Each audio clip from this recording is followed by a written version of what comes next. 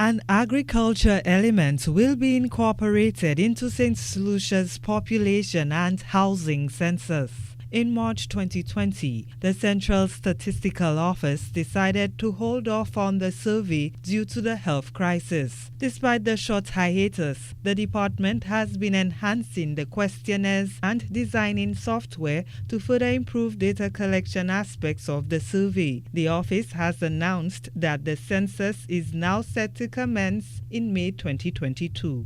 A central feature of the census will be the incorporation of an agricultural component. In 2016, Saint Lucia did not have an agricultural census, and consequently, we need to and have found a way to incorporate a small module into the census to set up a frame for us then to go to the identified holdings. Later, the Ministry of Agriculture will go to the identified holdings and do a much more in-depth investigation on what has happened to agriculture since 2006.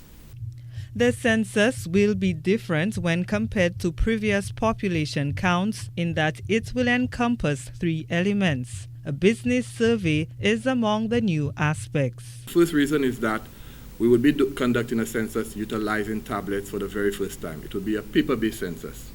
The second reason that this one is one with a difference is that we would use the opportunity that the census affords us to do an establishment census.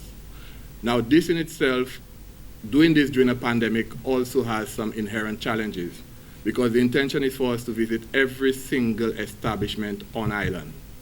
And the third reason that this is a census with a difference is that we'll be actually doing a census during a pandemic. We've never undertaken a census during a pandemic. And like the business census, the population housing census, the objective is to visit every single household on the island. And we'll be doing so during a pandemic.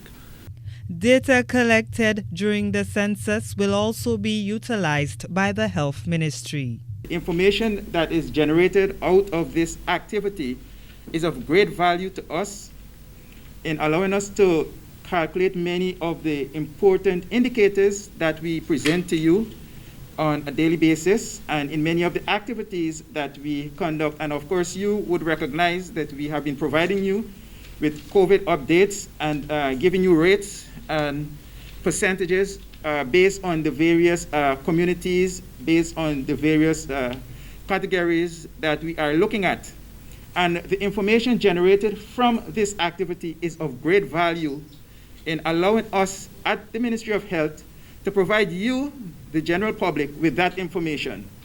The population and housing census will determine the demography of the country, including the sex, age, prevalence of crime, assets of households, and employment experiences. Gina Filippi, HTS News Force.